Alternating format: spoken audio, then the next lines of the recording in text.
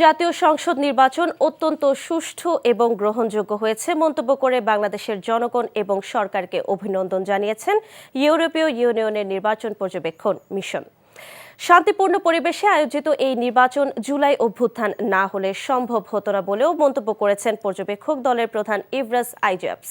অন্যদিকে কমনওয়েলথ জানায় গণভোটের ফলাফল জুলাই সনদ বাস্তবায়নে বাধ্যকতা এনে দিয়েছে, তাই নির্বাচিত সরকারকে তা পূরণের আহ্বান সংস্থাটির। রিপোর্টে আরও জানাচ্ছেন শফি মাহমুদ সাগর। এখন পিরিয়ড হোক রেগুলার বা হেভি, প্রয়োজন মতো কনফিডেন্স আছে রেডি। Play with confidence. ত্রয়োদশ জাতীয় সংসদ নির্বাচনকে ঘিরে প্রাথমিক পর্যবেক্ষণ নিয়ে দেশের গণমাধ্যমকে ব্রিফ করে ইউরোপীয় ইউনিয়ন নির্বাচন পর্যবেক্ষণ মিশন। জাতীয় নির্বাচন অত্যন্ত বিশ্বাসযোগ্য এবং ভবিষ্যতের জন্য দৃষ্টান্তমূলক হয়েছে বলে জানান পর্যবেক্ষক দলের প্রধান ইভরাস আইজ্যাপস। Bangladesh has made a pivotal step to restore public trust in democratic elections and good governance. However, there is still room and more work needed for refining this process. The newly elected parliament will have an important task in the months to come to meet voters' expectations and to continue with advancing the reform agenda.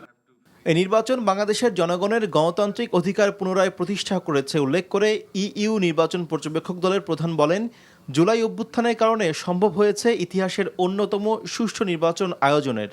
নির্বাচন পরবর্তী সময়ে কোনো দলের সমর্থকরা যাতে আক্রমণের শিকার না হয় সেদিকে লক্ষ্য রাখতে রাজনৈতিক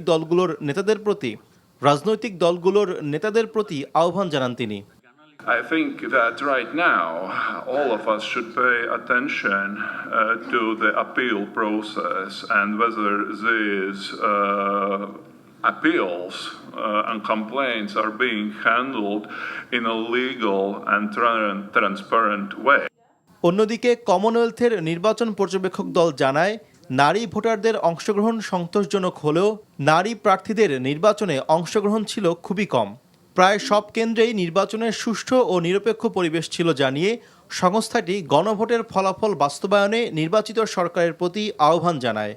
The referendum now has validated the terms of the charter and it is now a document that is binding on whoever takes office after these elections. The charter is binding on the parliament and is binding on the government. The reforms that are being proposed in the charter. নির্বাচন পরবর্তী পরিস্থিতি পর্যবেক্ষণ করে 2 মাস পর পূর্ণাঙ্গ প্রতিবেদন উপস্থাপনের কথা জানায় সংস্থা দুটি। I'll now present the preliminary findings. Shafi Mahmud Sagar, NTV news, Dhaka.